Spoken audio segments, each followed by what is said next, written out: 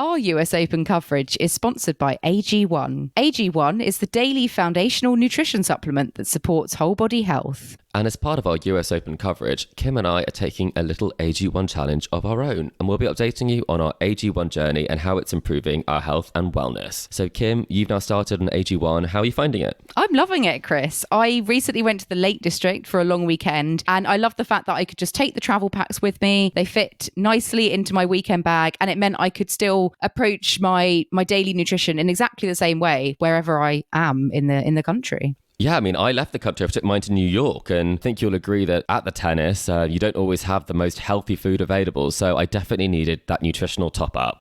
And so if you're looking for a comprehensive solution for your supplement routine, try AG1 and get a free 1-year supply of vitamin D and 5 free AG1 travel packs with your first purchase. Go to drinkag1.com/tennisweekly. That's drinkag1.com/tennisweekly. Check it out.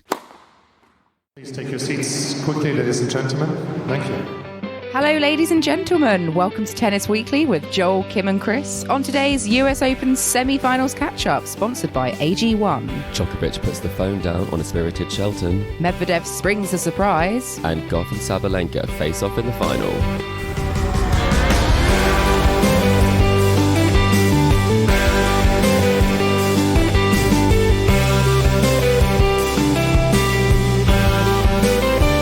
Chris, today is the 9th of September. We are here bright and early on Saturday morning to catch up on the semi-finals of the US Open at Tennis Weekly HQ.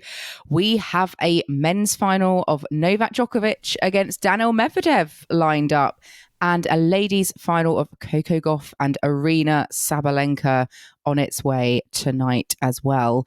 Lots to talk about. Also some exciting doubles updates. And very excitingly, the winner of Collector Set. We already have a winner, an outright winner. No need for a tiebreaker. This is unheard of. So we'll be revealing that just before the first break today. But Chris, how are you doing late night after watching the Alcaraz Medvedev match last night? I didn't stay up for the whole of it, but I did make you get up very early this morning. So I have to say that I hope you didn't stay up either, because we have busy days ahead. I'm off to Sweden a little bit later. So unfortunately, I had to catch up on the highlights this morning. So I was very impressed by that. But yes, we are recording at, 9 a.m. your time? I love how you're just popping to Sweden for the day. But obviously you can. Copenhagen. It's wonderful. Based in Copenhagen. But funnily enough, I'm actually sort of popping to Sweden because I have plans to go to IKEA today in Milton Keynes. Basically the Swedish embassy. It's basically Sweden, isn't it, when you go to IKEA? You are in Swedish territory when that happens, exactly. Yeah, it is like an embassy. I'm going to get some meatballs. You're probably going to have some meatballs when you go to actual Sweden. So all is well. But let's get on to the tennis. Sadly, no Swedish players involved at the latter stages of the tennis. But we have had. Let's catch up on the men's semi-finals, because you and Joel are actually going to be covering the ladies' semis later on in the episode. The men's semis, I think one went very much to plan that everyone was sort of predicting, and the other one somewhat not. So let's start with the more predictable of the semi-finals, which was Novak Djokovic against Ben Shelton. This ended 3 straight sets to Djokovic, 6-3, 6-2, 7-6. Djokovic is now into a record equaling 10th US Open final, and he will get the chance to play for that 24th Grand Slam, which will be, the outright amount if he does get over the line. What did you make overall of Djokovic against Shelton? Was this match better than you expected it was going to be? Did Shelton impress you more than you thought he might, or was it just very much par for the course?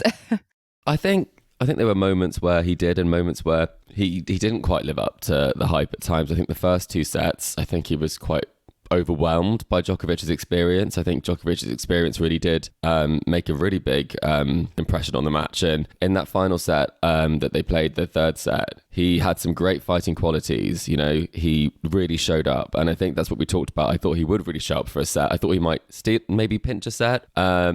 and he wasn't obviously able to in the end. But I think it's just a case where he's done a fantastic job this tournament, and he's played some great tennis. And some of the highlights from that match, I mean, he was hitting 143 mile an hour second serves. He was doing kind of all sorts, and you have to think that, you know, there's a lot of excitement there, which I think is great because he enjoyed himself. But at the same time, there were some interesting shot choices, you know, wanting to do that monumental thing. I think he's watched a few too many Rafa Djokovic matches, you know, trying to do that crazy shot down the line. And maybe if he went for a bit more percentage tennis, there could have been a fourth set, because he definitely had the game on the day to push Djokovic to 4. But I mean, you predicted Djokovic in 3.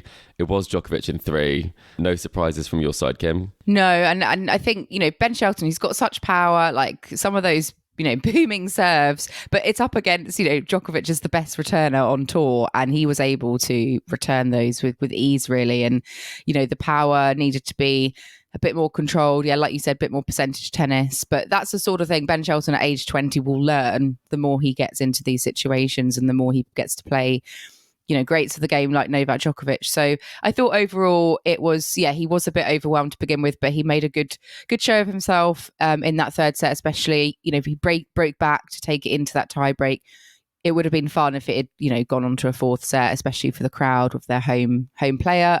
But you know, I think Djokovic will probably be quite relieved to have got it done in 3 to get into the final without extending, you know, too much effort. And this match was played under the roof as well, we should mention, because it was storming and thundering in New York. So whether that, you know, changed things as well, I don't know. But I think, you know, ultimately whether it was in, you know, sunshine, heat, you know, under a roof, what have you, I think Djokovic was going to always come out the winner. So somewhat inevitable. And, you know, Djokovic, he has been supreme again this year at Grand Slams. You know, he's reached the final at all 4 majors. That blip in the Wimbledon final against Alcaraz is the only mark on the record so far, and he will be going to for his 3rd Slam of the year. It's only the 3rd time he's actually got to all 4 Grand Slam finals in the same year. The first 2 times were 2015 and 2021. So it's been, you know, a very, very impressive season yet again for Djokovic. And you can tell he's really just focusing on those slams now. And that is, you know, they are his main goals, and he's really peaking at those events. Yeah, absolutely. And I think one of the key things that I noticed in these sort of matches is that he is really bringing it at slams and outside of slams. I think it is slightly a different Djokovic at times. And I think when you look at what's happened previously, last year, for example, where he didn't necessarily have the Grand Slam results, he obviously wasn't able to play in the US. It really makes you think that when it comes down to it, if Djokovic is fit enough to play, you know, more tournaments, he's able to really put together a season. Because after last year, I'm not sure everyone thought it would be 4 finals necessarily. I think he was a bit more of an unknown quantity. And I think at times this year, we haven't known what sort of form he will be in coming into certain tournaments. And he's played his way into form, and he's triumphed against, you know, some of the real kind of contenders of the tour. So it's a year without Rafa, but it is also a year where Djokovic has shown that even if there isn't kind of a Rafa or a Federer on the tour, that he is still the one to beat. Yeah, and he's knocked out a few like young hopes in the likes of Shelton and Fritz. And aside from going 2 sets down to Laszlo Djere, which was quite strange, he's had a unmarked run through the draw, and you know he hasn't won this title for 5 years. You know, he got to the final 2 years ago, lost to Daniil Medvedev, and we'll get onto that a bit later when we look at their head-to-head. But that was, you know, when he was very much going for winning all 4 in 1 year, and he fell at the final hurdle. This time, you know, he knows he can't win all 4 in 1 year because he's already lost Wimbledon. So probably going into it a lot more relaxed potentially, although, you know, number 24 is on the line. So it's good that I think, you know, for him and his perspective, he hasn't let 24 get to him so far this tournament. We haven't seen that appear in his performances. It's been very, you know, cool, calm and collected as usual. And also a bit of fun, because what I really liked at the end of this match was Djokovic, like kind of initiated the Ben Shelton celebration with the phone that he's been doing. And as he went to the net, he just sort of did a a mime of putting the phone down, which I he really slammed enjoyed. the phone down. He hung up. I mean, almost as though it was the person on the other end of the line was trying to sell them a telephone salesperson. It was firmly a call he did not want to receive. But I thought it was quite fun, wasn't it? Because Djokovic is obviously, as you talked about, 36 and Ben Shelton's 20, so he can join in the fun when it comes down to it. And I think it sends a great kind of quite fun message, because he does say that these are the matches and occasions, he said in press afterwards, that he thrives on, and get me kind of going, inspire me to try and work as hard as these young guys. And he's working as hard when it comes to celebrations. He's not just resting his laurels and doing the usual. I think he does the cross and then he looks up to the sky, but this time he did that, a lot of admin, does that and then hangs up the phone. But I think Ben took it in good spirits, right, Kim? Yes, he was asked about it, and he did say, imitation is the sincerest form of flattery. So he didn't find Djokovic, cool, doing it as sort of offensive or anything. I think it was just, in the sort of good spirited banter that you get at the US Open. And maybe Djokovic, he's won so many matches. Maybe he wanted a new celebration to try out, because it's inspired a bit different. by the young guns. Yeah, yeah, yeah. He's got. What would your got celebration be, Kim? That'd be tricky. Raising a cup of tea, chocolate. You'd mime unwrapping some chocolate. Yeah, a big bar of Cadbury's. Yeah, that'd be your signature water bottles. Would be the chocolate instead of wrappers. Yeah. Yeah, but maybe a cup of tea. Being very British that I am. Yeah, with one finger. With one finger, like the old-fashioned little teacup. Yeah, exactly. Could do that. Although that actually looks a bit like the phone symbol. It's basically the phone. Yeah. Okay. Yeah. You'd have to clarify that. Yeah. But yeah, I thought that was quite a nice touch at the end. And I think, Shelton will be pleased with the tournament that he's had. Getting to the semi-finals, he's exceeded probably most people's expectations. And he's rightly earned his way, through the draw to get there, beating Tommy Paul and, Francis Tiafoe, his compatriot. So I'm really excited to see what we're going to get from him at, other slams, especially the hard court ones where he's, this year had some great results at the slam. So where do you think Shelton's going to go from here? What do you think going into say the Australian Open or, going on to the rest of the tour, especially the hard court events? Are we going to start to see him being a regular feature at sort of the latter stages, do you think? Can he keep this momentum going? Yeah, I think he's such an exciting prospect. I mean, live ranking, he's number 19 now. So that really does open up the draw to you. I think he was either a very, very low seed here or unseeded. I think his rank is around 35. So it does depend on whether, players are going to withdraw as to whether you get seeded and whether you get a good draw. So it means that going into, the next slams, he will have a pretty good draw. He will be kind of seeded for at least a third round. But the thing that I think is so promising about Ben is that, we talked about Djokovic just now. He's able to peak at the slams.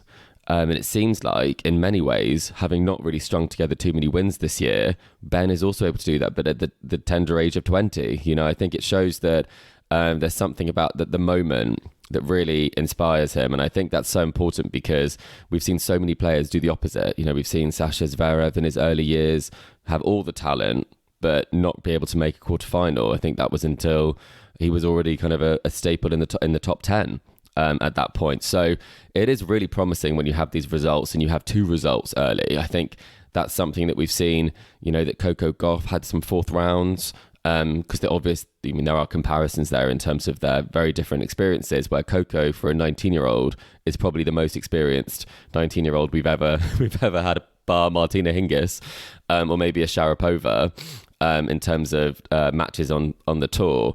But I guess that's where it's so interesting, is that Ben kind of burst onto the scene. No one really knew anything about him. And now, after 1 year, he's made a name for himself. So let's hope that he sees this as a springboard. Why can't I go even further?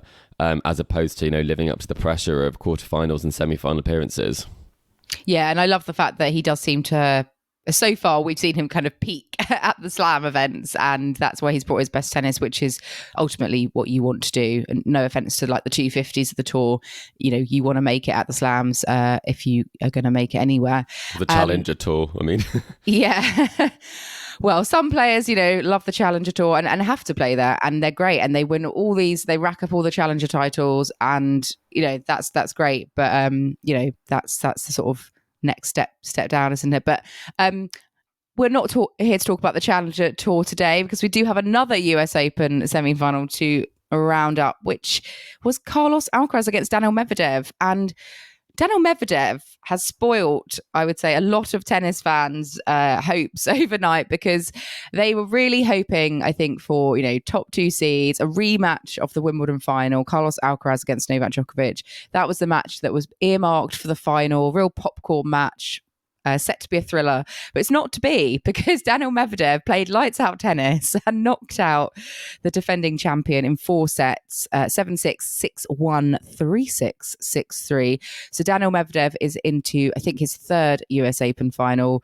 He's won 1, lost 1 already. He is a former champion here already, which I guess we probably overlooked when we sort of looked at the seeds progressing through the draw. I think we all just thought Alcaraz would get the better of him. But it was not to be. Chris, what did you make of, from having watched a bit before you went to bed and then the highlights this morning?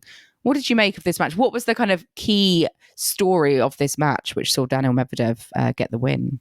Well, the big thing that we talked about in the quarterfinals podcast that we did, Kim, was about this return position that Medvedev has and how he really suffered with that return position in previous head-to-heads, especially at Wimbledon, where he was so far back that, it was really a point where Carlos was able to come in, Carlos was able to dominate, and he never really got into that semi-final at all. We were all quite surprised by that. So this result really, really is surprising. But I think he said afterwards, it shows that you can do that from the back of the court. His game plan wasn't the problem. It was his execution on those days. And he said it himself afterwards. He played 11 out of 10 tennis, and I think that's something we haven't seen 11 out of 10 from him this year. We've seen 10 out of 10 maybe at times. He's picked up titles in Rotterdam, Doha, Dubai, Miami.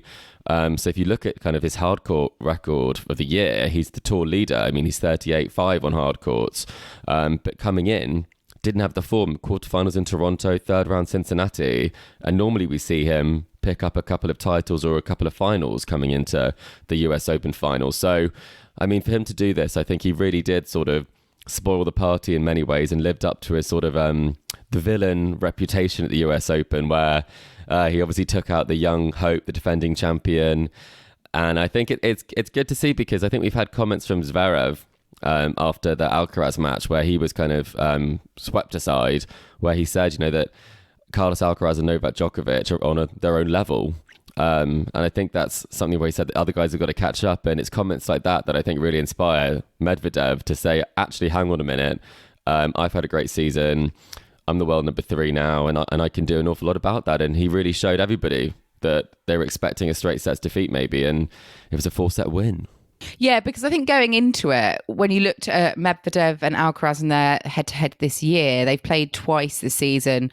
Medvedev's lost both matches, I think, in straight sets. I think in all those sets that they've played, Alcaraz, didn't lose more than 3 games in each of those sets. So it'd been quite one-sided. And then we haven't, like you said, seen Medvedev excel at the North American hardcourt swing. So I think it's just kind of been discounted. We just all assumed that, Alcaraz, he's a 2-time slam winner now. He's right up there. He's going to get the job done. But yeah, I think actually it'll probably long run, maybe will help Alcaraz, because he came out after in his press conference to say that he didn't feel like he was mature enough to actually handle some of the stuff Medvedev was throwing at him, and he wasn't able to kind of think about an alternative strategy. So I think he knows he's got to go away and still do a lot of work. He's still so young. And although he got that amazing win at Wimbledon and also winning here last year, he's still on his own journey and progression. He's at such a phenomenal level already, which is scary. But there's still going to be instances where people can get the win and he's not automatically in the same league as a Djokovic. We've got to remember that. So perhaps we over expected on Alcaraz. But going back to Daniil Medvedev, yeah, he knew he had to bring he said he said that he needed to play 11 out of 10, and he played 12 out of 10 except for that 3rd set that he dropped, and he knew he had to do that, and he did it, and he's going to need to do that in the final as well, isn't he, Chris, to get the win there as well. I mean, looking at the final, how important do you think the fact that Medvedev beat Djokovic here 2 years ago in the final, do you think that will really help Medvedev going into it because he knows he can do it? Yeah, I mean, he talked about that match in press afterwards, and that was a situation where, you know, you wouldn't necessarily have thought that he would have won that match. And the thing that's interesting is that lots of people would think, wow, you can take a lot of kind of comfort from the fact he had that win. But he said about Djokovic that every time he's beaten, he comes back stronger and he grows and he gets better. You know, take the loss that he had against Alcaraz at Wimbledon. He comes back in Cincinnati and he does a statement victory, you know, in an emphatic match that was very similar to that contest. And you never really have a situation where Djokovic will lose twice in a row to a player. It definitely, I mean, losing once I think is bad enough for Djokovic, but losing twice is something that's almost unthinkable. It really does motivate him. So I think he's well aware that this is going to be a different contest to the straight sets win he had for that final, where there were obviously a lot of other things at work. And I think in many ways, he felt like Djokovic didn't play his best tennis at all. And so I think that's something that's really interesting, is that Medvedev was actually expecting it to be at the detriment to him that the last time they played in the final, that actually he got the better of Djokovic. Yeah, when you play Djokovic, you almost, you don't want to have beaten him maybe the time before, because you know he's going to unleash that sort of extra mode from Djokovic. You need to catch him unawares, don't you? I mean, that match 2 years ago was slightly odd because I think Djokovic was under so much pressure because he was trying to go for, you know, the year Grand Slam, and this time, you know, there will be that pressure because he's, I guess, going for number 24. That's the only thing that may sort of work against him. But I think even like he's learned from 2 years ago, and I think he's learned not to let that get to him as much. And I don't expect to see the same sort of performance as 2 years ago. I actually do think that if it had been Alcaraz in the final, I think Djokovic would still have beaten him anyway. But I mean, that's irrelevant now. Would that be based on the tennis, or do you think that was based on kind of, I mean, no one has defended the US Open for so long now, and, you know, coming off that Wimbledon win, winning 2 in a row and beating Novak Djokovic twice in a row, is that just an ask too great? Yeah, and I think it's just because, like you said, when Djokovic is beaten, he comes back and he makes sure that doesn't happen again.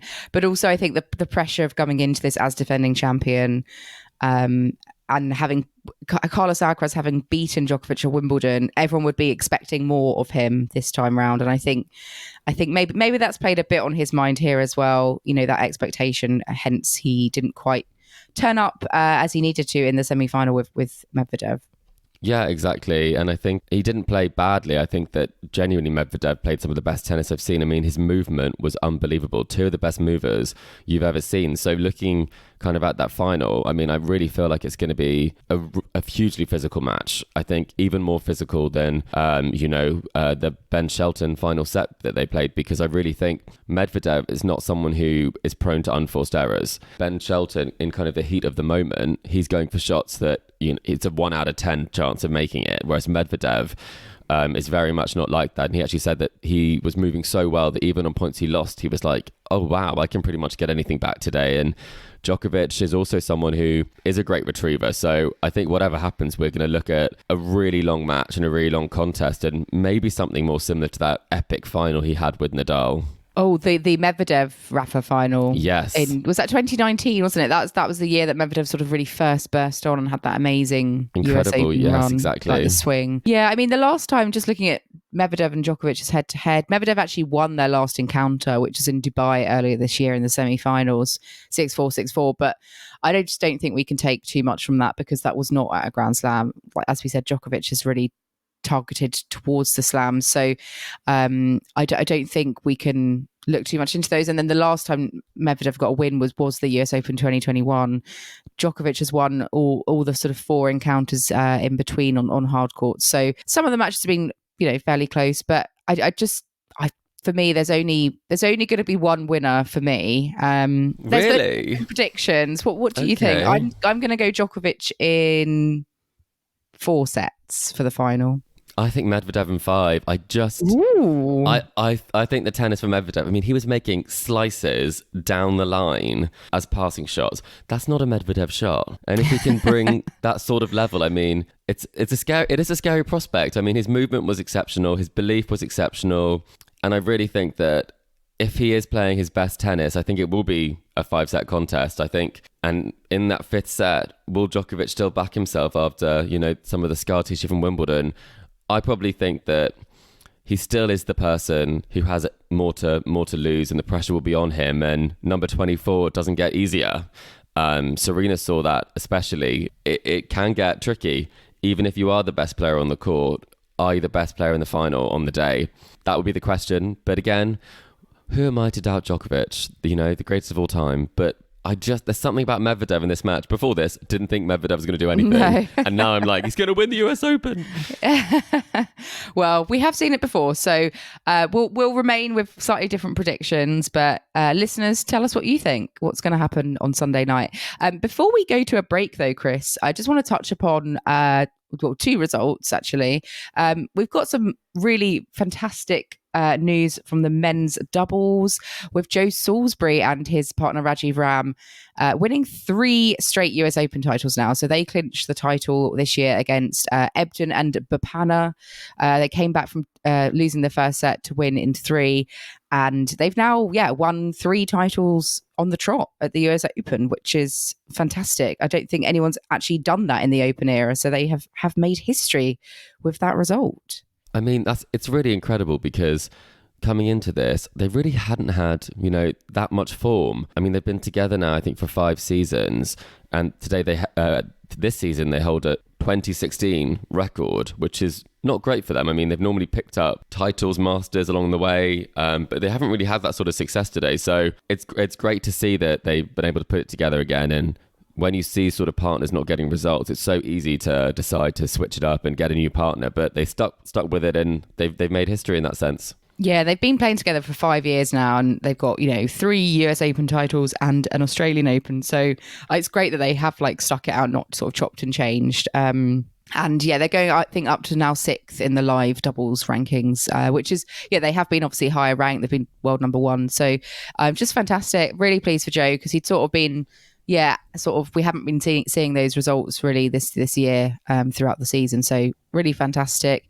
Shame he won't be at the Davis Cup in Manchester, but obviously there's quite a lot of competition with men's doubles from the British perspective with the likes of Neil Skupski anyway.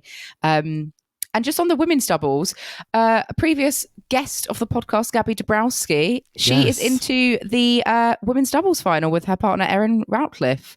So they beat Wang and Shea in the semi-finals. So Zhu Shea is not going to be the world number 1 in the doubles. That will go to Coco Gauff and Jessie Pegula as a result. I mean, unbelievable, really, when you think about it, that result. I mean, they haven't really played that much together this season. It's a new partnership, seeded 16, and they did get a bye, I think, in one of their matches. And they've really just, ever since then, they've just grown and grown and grown. So I think that the bye was against, maybe it was Vondrousova and Strycova when they had to pull out because of Vondrousova potentially being injured, and they've made the most of it and beaten probably the pair to beat in the tournament so far. So this could be Grand Slam women's doubles win number 1 for Gaby, maybe. Yeah, because she's won mixed, hasn't she? But not ladies doubles. So we wish her all the very best for the final. Very exciting times. And before we have a quick break and before you and Joel discuss the ladies' semi-final results, we do have to talk about Collector Set, because once again, we've been running our Collector Set predictions challenge for the US Open, and we actually do have an outright winner, which we can reveal already. This person got 4 correct answers, which was above and beyond anyone else. We never get 4. No need for a tiebreaker. It's quite unusual to get 4. I have to say, it's quite difficult to get 4. But yeah, shall we reveal the winner, who was Chris? it, Kim? Who was the winner? Come on. So actually, the winner is Mike McKenzie, aka my dad. So he got Alcaraz. Done, Mike. Well done, Mike. He got Alcaraz, Tommy Paul, Vondrousova, and Wozniacki all correct in his predictions. So no fantastic. Tiebreak needed for Mike. No tiebreak needed. Mike has been playing from the very beginning of Collector Set, so I think all his sort of hard work each time entering his predictions has finally paid off. So you're saying to listeners to keep trying, and Keep then eventually playing. You'll get your mic drop. I like that pun there. But yes, so well done, Dad. I will get you your Tennis Weekly mug. Save on the postage, Kim. Maybe drop it off. Save on the postage, yeah. That helps the Tennis Weekly funds as well. It does. It does help us. Thanks to everyone who played. Special mention as well. We did also get someone else who got Tsitsipas right, Batman GKB2. So apologies the other day, we did miss you out, but there was a few that fully got to blame Tsitsipas for right. my spreadsheet issues. Conditional formatting, not my forte. And just out of us three, we did have to, we do have a slam spoon of shame that's got to be passed on to the next person. Doesn't have to be passed on, does it, Kim? I think actually you're the current holder. Yeah, you're the current holder based on your, I think, Coco Gauff at Wimbledon. Yes. Prediction, which doesn't look so bad, now. But me and Joel got 2 correct answers in collector set this year. We got Vondrousova and Mukova correct. But Chris, you didn't get any right, sadly. I got 0, so I will be keeping the spoon of shame. I would like to say that I don't think that I'm to blame for this. I actually think that I'm very disappointed in the players. The players should have done either better or worse based on what I put on the paper. They have let you down greatly. Exactly. Oh, well, thanks to everyone who played. Well done, Mike McKenzie, for your win. And thank you so much for taking part. We are now going to head to a very quick break. And when we come back, Joel and Chris will be discussing the ladies' semi-final action.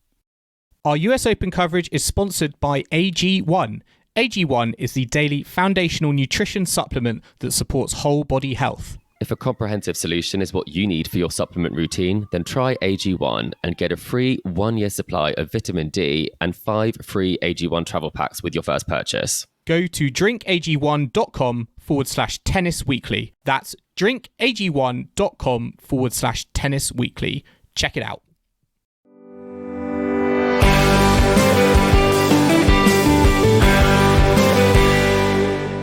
Welcome back to the Tennis Weekly podcast, sponsored by AG1. And now we're going to move on to ladies semi-finals. And to do that, at Tennis Weekly HQ, we have myself back in the hot seat with Chris. We recorded this straight after the ladies semi-finals. So Kim has been metaphorically kicked out of Tennis Weekly HQ and replaced by me. Something has changed, Joel. I think something is a bit different in the second half.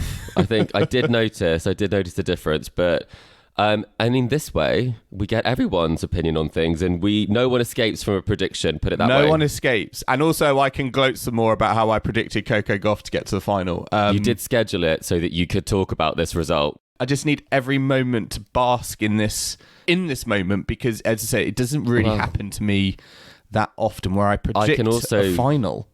I can also inform you may have missed on the last episode with Kim and myself that in collector set you're actually looking pretty good for maybe 3 of the 6 potentially, depending on the Alcaraz result. Given our past performances at collector set, Joel, that's probably your best result since I've joined. What is going on?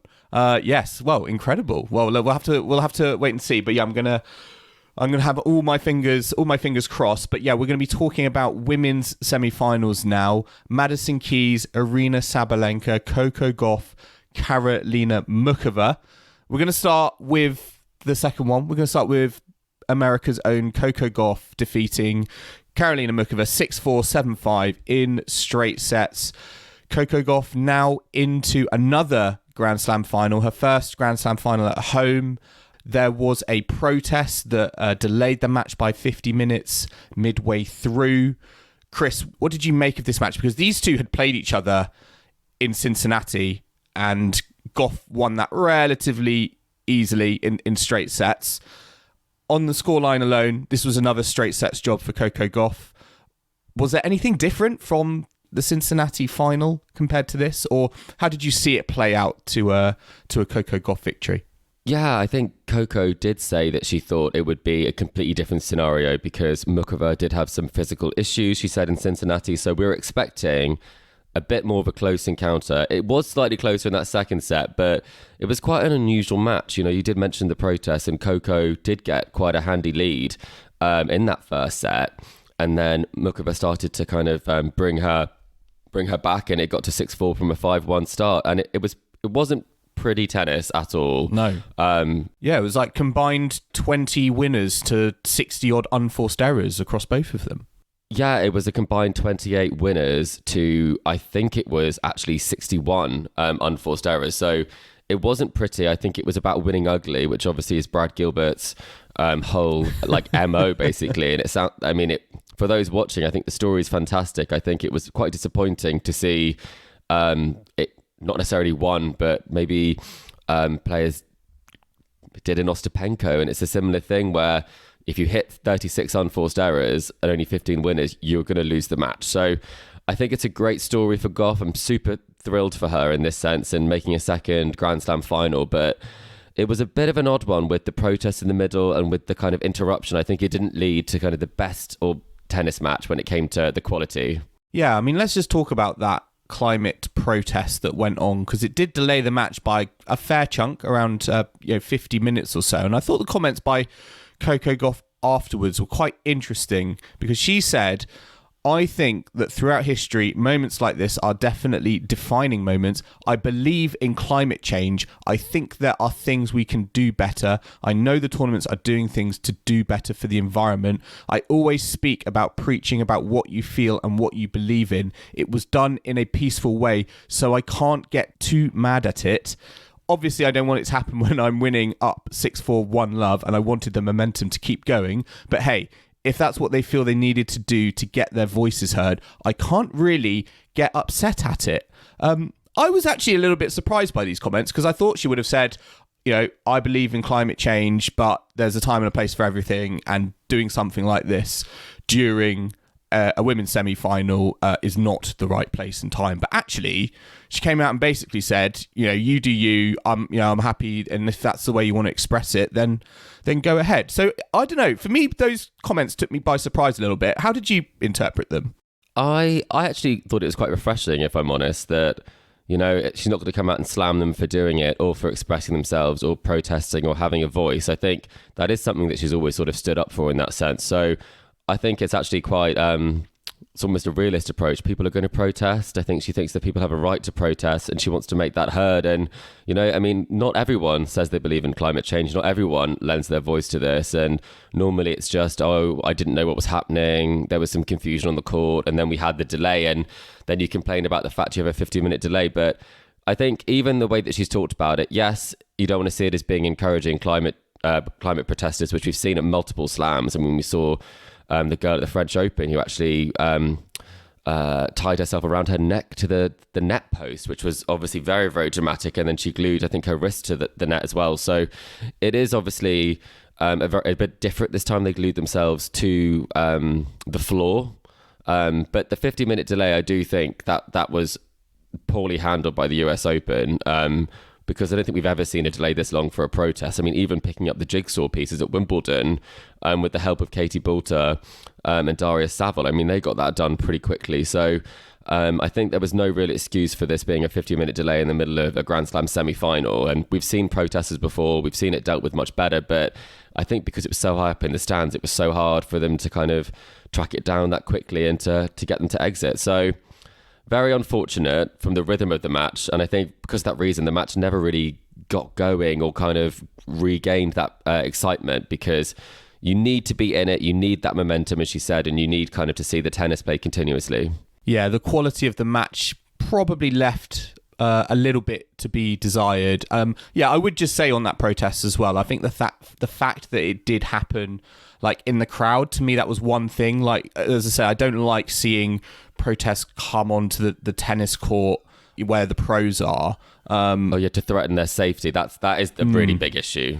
Yeah, exactly. So, I was sort of like quite happy, I guess, that it happened, say, in the crowd and not on the court. But yeah, perhaps it could have been handled a bit quicker. I mean, someone else, Chris, who was in the crowd looking on was Naomi Osaka, which is quite interesting. Naomi Osaka has been doing some interviews in Flushing Meadows, and she has said that she's going to be back next year. She's got lots of tournaments already on her schedule, so it sounds like she's itching to get back. But I thought it was quite interesting, the fact that Osaka was looking on the semi-final, Gauff versus Mukovic. I mean, Coco Gauff said she didn't actually notice her kind of sitting there until after the match. And she said, "Thanks for coming, Naomi. I remember the moment we had on this court 3 years ago. It meant a lot to me.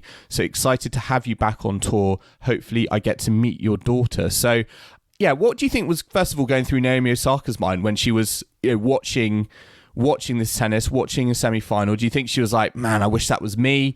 Or what do you think she made maybe about the quality of the tennis?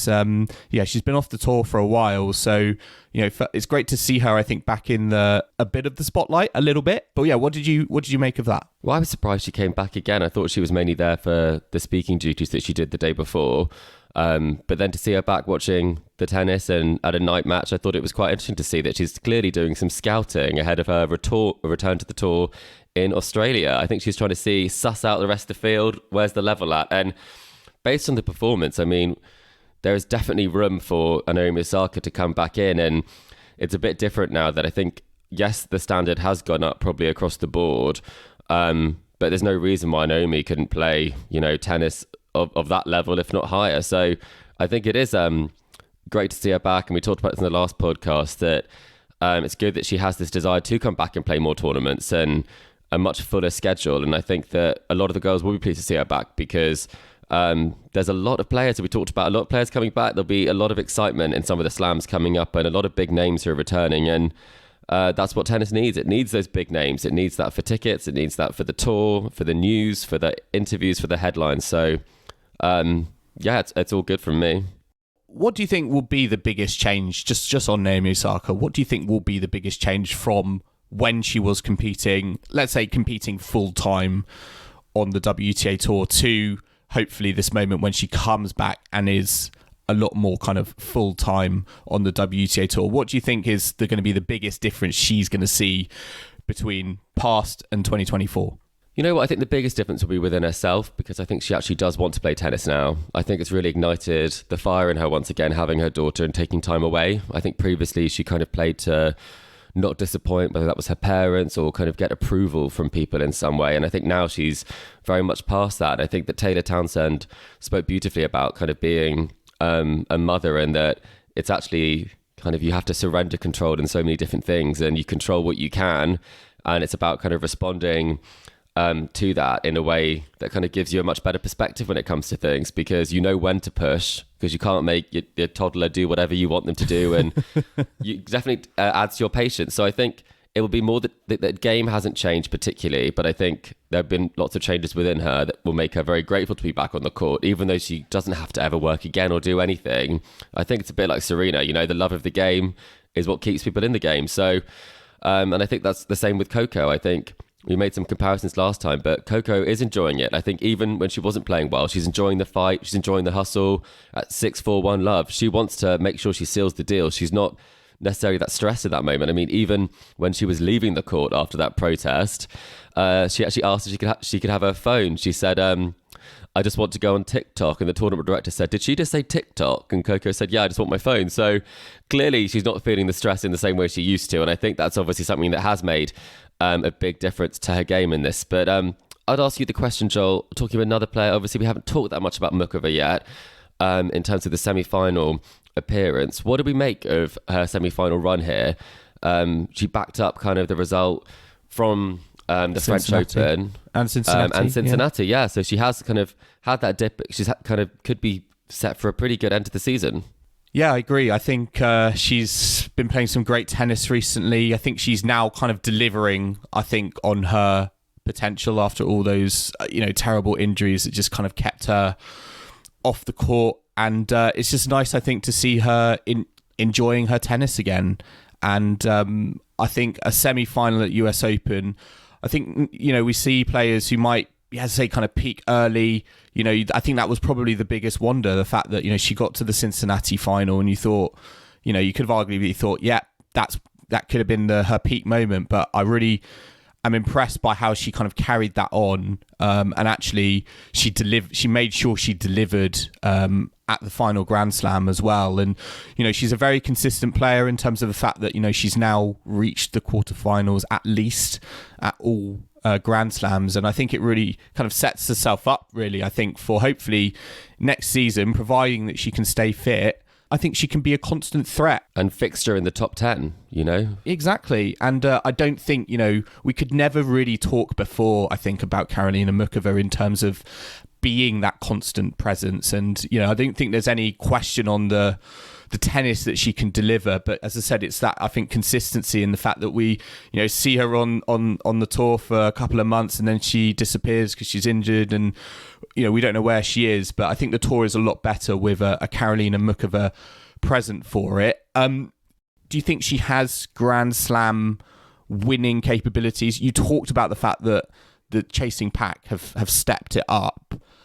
Is that going to make it even tougher for someone like Karolina Muchova to potentially win her first Grand Slam title? I think this year we have seen, more consistency from the top players in the game. I think it's not necessarily been a case that we think that anyone can win any slam at any time. Obviously, Vondrousova was a bit of a surprise result at Wimbledon.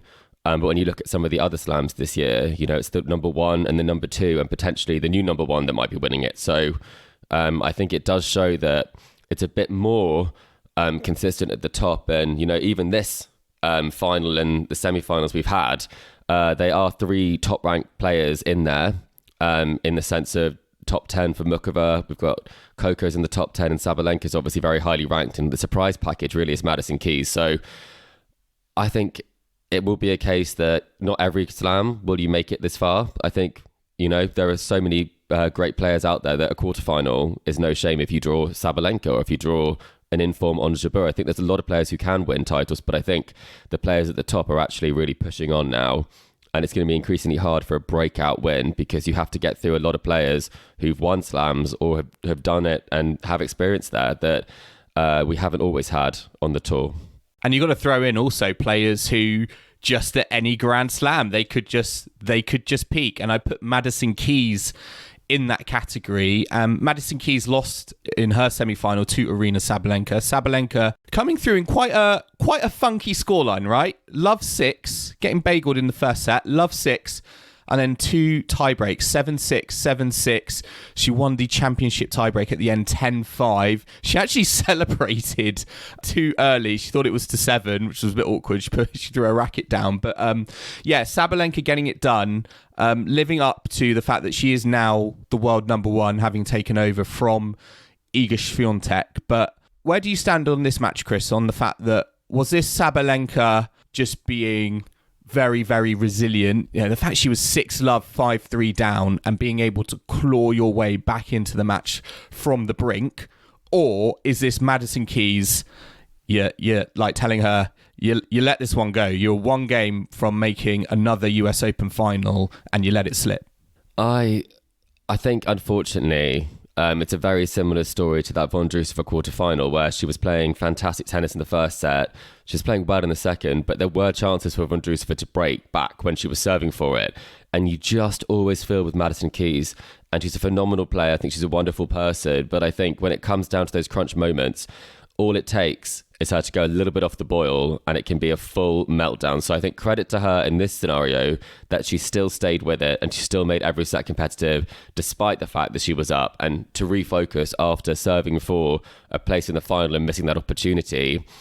I think there's a real testament to some mental resilience that she has really built upon there. And I think there are so many positives to say that she didn't completely kind of self-destruct after that. And I think that's something that's really impressive. But she did go 4-2 up in the third and then was broken back immediately. So I think it is this sort of constant struggle that Madison Keys faces, is that there will be wobbles. And a lot of them do happen, unfortunately, at some of the key moments in matches, whether that's the end of the final set tiebreak, or whether that's, serving for the match. And they're the sort of things that when she is on, we talked about it, Plan A is a 6-love set against the new world number one. There's no doubt she has the tennis, but whether she has the mentality and the kind of the mental fortitude in those moments and the mental kind of strength in those moments, I think is the only thing you have to question. If she plays percentage tennis at the right time, should she just get a serve in?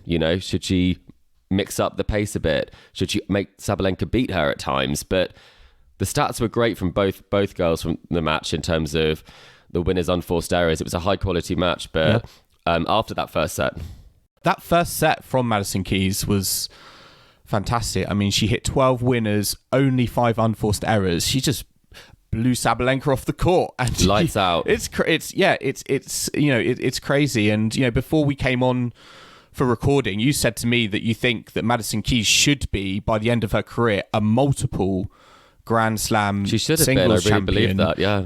Can you still see a path for her to become a Grand Slam champion, and what is she going to need to do in order to reach that moment? Do you genuinely think it's like the tennis is there to win a Grand Slam, but what's holding her back is the mental side of the game? Yeah, I think, there's no doubt. She played that match years and years ago when she was first 14 or something against Serena Williams as part of the World Team Tennis, and she won the set. She's an unbelievable talent. She's an unbelievable ball striker, and her movement has only improved. And she's got the game. She's one of the biggest hitters on tour, one of the best ball strikers I think I've ever seen. The problem is that in a Grand Slam, 7 matches, and for her to do that, it would need to be almost straight sets in every match. She'd need 14 sets of perfect tennis, and if that doesn't happen, then the chances are she's going to get knocked off course on that way to a Slam final or a Slam victory. And when she reached the final in the US Open, and I think that was 2017 when Sloane won, that was 6-love, 6-3. So I think, for me personally, I'm a big Madison Keys fan, but I kind of hope that Sabalenka would come through because I want the most competitive final going. And I think Coco Gauff versus Madison Keys screams a scenario where Madison Keys might Just not be able to bring the best out of her tennis. Yeah. So, but I think, I believe that she can turn it on at any point.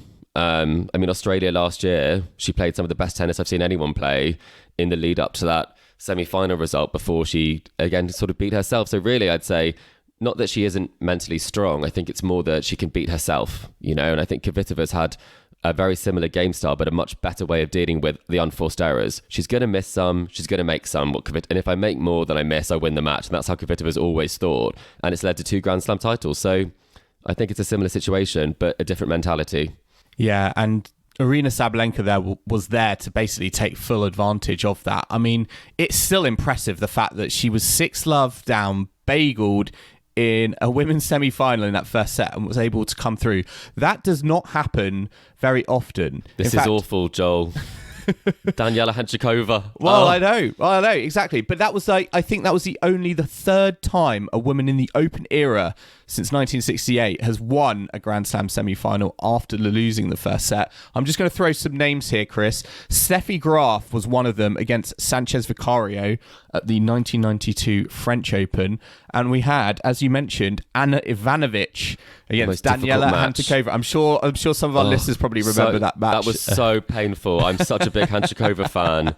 I'm sure that came up on commentary as well when she was on broadcasting duties. Yeah, she has quite a light-hearted approach to it now. Of that happened to me, and I'm like Daniela, that happened to me. That could have been a Grand Slam final. Yeah, but it would have been Sharapova, so I'm not sure that was ever a good matchup for her, really. But it is impressive, and I guess the question that I'd ask you based on this is that so previously she'd only actually won one of her semi-finals. She had got a bit of a semi-final sticking point, Sabalenka. And obviously the way this started, it kind of led to the fact that you would think, maybe she does have this sort of thing where she wants to get to the final a bit too badly. You saw her play against Ons in that match, and that was in many ways a match that she could have won.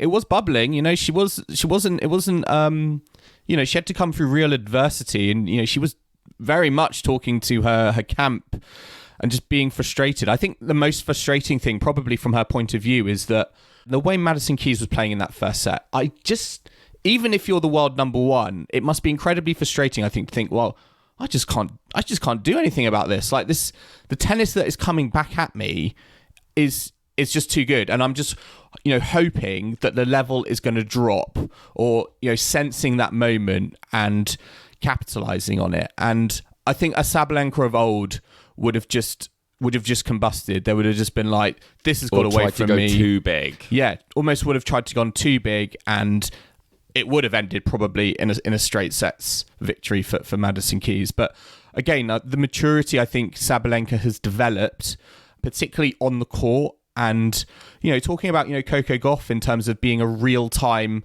strategist and problem solver. I think Sabalenka showed that in this match, and the fact that it wasn't obviously going all her way for the first set and a half, and she was able to rise to the occasion when it mattered most, and take it through on in 2 tie breaks. So you've kind of alluded there to obviously the fact that when Madison Keys is playing like that, how can you just wait for her level to drop, basically? Yeah. Which, implies that she's got, Grand Slam winning game, but she's just got to get it done blooming quickly, a bit like Hanchikova won a fantastic set in them. But do you think that Sabalenka earning it's the first season that she's got 50 match wins, surely winning that many matches must mean that you're going to have a chance. You can play better tennis than Madison Keys. Yes, I agree, but I think in that moment, I just don't think she was. I think you probably sense particularly with someone like a Madison Keys, when they are like redlining in that first set, I do think you think, look, this based on what we've seen in the past from Madison Keys, I know deep down, I'm going to get chances for it. Yeah, you just got to wait. You just got to bide your time and wait for them. And it's never over until it's over. And regardless of Keys being so close, Sabalenka just sensed the moment. It was right now, and she's now into she's now into US Open final. This would be a real statement, wouldn't it, if Swiatek passing the baton. Well, reluctantly, no one say she's passing it. I think it's been grabbed and snatched from her by Aryna Sabalenka. So I was trying to use a metaphor that got that across in a more sort of forceful way. Wrestled from her, exactly. Yeah, but this would be a real statement, wouldn't it, for Sabalenka, now into the final, could go on and win. She has been the best player this year, and this would be the icing on the cake, because in previous years, I think we maybe would have seen this a slam or two across the year. But the fact is now, she's reached at least the semi-finals of all 4 Grand Slams, and no one has done that since Serena Williams in 2016. So to talk about Sabalenka in terms of that consistency, it's just a complete world away, I think, from how we have been speaking about Sabalenka over the last few seasons. Yeah, and actually that stat is true for the quarterfinals too. It's the first time since 2016 that someone's made the quarterfinals of every slam, which just shows you just how crazy that is. But I guess the thing that I kind of have the big question about here is, when it comes to the final, do we think that there will be that added pressure now? She is the world number one. This is the perfect story. She will want to cement that. And I think there's obviously very different things that are very different pressures. Coco Gauff is playing kind of against the pressure of a home crowd potentially of that perfect story, becoming a teen Grand Slam champion. And I think it makes for quite a fascinating sort of head-to-head, really, like a matchup, because we've got these 2 stories that are running, but also these 2 players are completely different from last season, and Coco Gauff is completely different from that Wimbledon first round loss, and it's going to be like playing a different player almost for them. What do you think is the bigger pressure? Do you think Coco Gauff in front of home fans, or Aryna Sabalenka living up to being world number one without Iga Swiatek present? I think Raducanu said it. Everyone wants to be a slam champion, and when people criticize her, she's like, I've got one, I've done it. They all want what I have in that sense, and I really think that that's so true. She's got the slam. That was the biggest hurdle for her.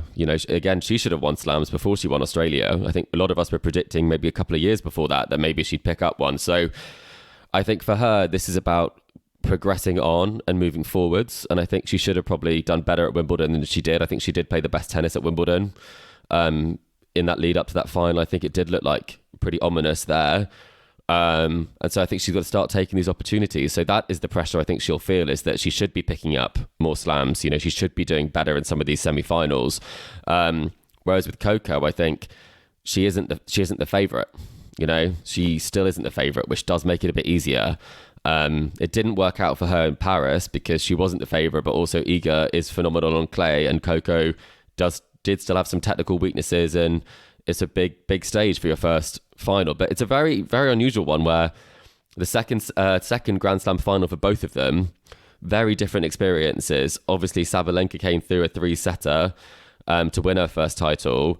So she's 1 from 1, versus Coco Gauff probably didn't have the best experience when she said she was quite emotionally drained before that final in Paris. So do you think there will be any baggage there from Coco Gauff's point of view? The fact that, when she was in this situation before, it just did go so badly against Iga Swiatek in that French Open final? I think she's got a point to prove, and I think the new Coco Gauff and the way that she's thinking is that she's going to enjoy playing that final in a way that she probably didn't enjoy. And Brad Gilbert keeps telling her to smile, and I think she is going to love the moment no matter what. And she's got a positive head-to-head. And if she does lose, there's no shame in it. I think Serena Williams taught us all that she could lose those Grand Slam finals in the twilight of her career, and she still knew that it was fine. She'd won 23 more, and I think a few years before that, I think she felt the pressure to hit that number. And I think over time it did actually drop for her, because either way, she still reached a Grand Slam final. She's still going to set herself up for a great season next year, and she's playing the best tennis of her career. So I think the pressure probably is a little bit bigger now on Sabalenka, really, because she's got to take these opportunities. But in predictions, moving on to the prediction side of things, Joel, unfortunately, I will remind our listeners that Joel did predict this final. Yes. But I've got to stick to the predictions. A Coco Gauff victory. Are you saying Coco Gauff in 2, 3? Gauff in... I'm not looking at their most recent match, which was a very straightforward result for Sabalenka in Indian Wells, 6-4, 6-love. I'm going Coco Gauff in 3. I think Sabalenka in 2. Ooh, okay. I got it wrong, though, for the Mukova result, and I bet against Coco, so I shouldn't really do that again. But it's a tough one, isn't it? Because it does depend on how they're playing. But if Sabalenka isn't feeling the ball, I mean, Coco Gauff is such a good mover. She's almost the worst opponent you could play. But I think the match we won and lost based on who plays front foot tennis, I think if Coco takes the initiative, I think she can really enforce her game on Sabalenka and kind of stop Sabalenka playing her game in a similar way that Madison Keys did, but maybe not as emphatic as a 6-love. But it's going to be about taking the opportunity. So there you go. Chris has Sabalenka in 2. Joel has Coco Gauff in 3. And Kim had Iga winning, just to remind everybody. Kim had Iga winning, yeah, exactly. But yeah, very, very exciting. I'm really, really looking forward to that. Are we going to get some more Jolly Rancher references? I hope so as well. But we also have, Chris, I just want to mention this, mixed doubles final. It's on a Saturday. What is this? It's not on a Thursday. It's at the weekend. We've got Krajicek and Pegula, who are the top seeds, against Danilina and Heliovara. Kudos, I think, to the US Open organisers for putting a final at the weekend. Because, I think goodness. What was it? A Wednesday evening? A Thursday evening? It just felt like just get it out of the way as early as possible. Exactly. And I think there still is a chance that both of these mixed doubles players in the final of Krajicek and Pegula could both be doubles number 1. It depends on how Shea Su Wei does, whether she does pick up her third consecutive Grand Slam, but that would be quite entertaining, and it'll be on Arthur Ashe with an All-American side facing off against a Kazakh Finnish pair. So they beat Ben Shelton and Taylor Townsend, and previously they'd never won a match together, Pegula and Krajicek, despite their best efforts. So it would be great to see Pegula not go away completely empty-handed, Joel. Yeah, definitely. But yeah, really glad we're seeing that at the weekend. I mean, just very quickly to end on in the wheelchair news as well, we had Alfie Hewitt continue his US Open title defense in the singles. He had a really good win against Takuya Miki in the quarterfinals. Gordon Reed as well beat the 4th seed Martin De La Puente also to reach the last 4. So the Brits doing really, really well there. And in the quad event, Andy Lapthorne is through to the semis with a win over his teammate Donald Rampardi. So very, very good. It was unfortunate a little bit. Yeah, Lucy Schuker was out to D-Day de Groot, but I mean, D-Day There's no shame in that loss. No, she's like the Roger Federer of women's wheelchair tennis, I swear. She really is. Oh, the Roger Federer. Hello. Wait a second. Not the Novak Djokovic. Oh, well. The Rafael Nadal. Maybe Kim all of them. Be happy with that all reference. of them in one. All of them in one. The GOAT, but yes. we'll say. But yeah, I mean, that we're going to wrap up our semi-finals catch-up there. Finals weekend is upon us. We are in the home stretch, and we have got some fantastic matches to look forward to. So I'm Chris. I'm really excited for our finals US Open catch up, so we can chat about these matches, because I do think we've got to the business end of the tournament, You and want to gloat, it I can has tell. delivered. You need to know if And you I wanna can gloat, gloat. how I wanna confident gloat. you can be. Exactly. Yeah, how many times can I mention it? Well, let's see. Come on, Coco Gauff. But yes, listeners, I hope you've enjoyed our latest episode of the Tennis Weekly podcast. Remember to subscribe to us to stay up to date on all the action still to come from Flushing Meadows over finals weekend at the US Open. We're on Apple Podcasts, Spotify, and all major podcasting platforms out there. And if you like what you're hearing, then make sure to leave us a rating and review on Apple Podcasts or Spotify. You can also follow us on social media or email the show. We're on Facebook, Instagram, Twitter, TikTok, and YouTube at Tennis Weekly Pod. You can purchase exclusive Tennis Weekly merch at our Etsy store. That's etsy.com/shop/Tennis Weekly Podcast. You can email the show at tennisweeklypod@gmail.com or check out our website, tennisweekly.co.uk. And we will be back on Monday at Tennis Weekly HQ for our finals US Open catch-up, sponsored by... The big one. The big one, exactly. Sponsored by AG1. So I hope you can join us for that. But in the meantime, it's goodbye from Chris. Goodbye. And it's goodbye from me. We'll see you again soon.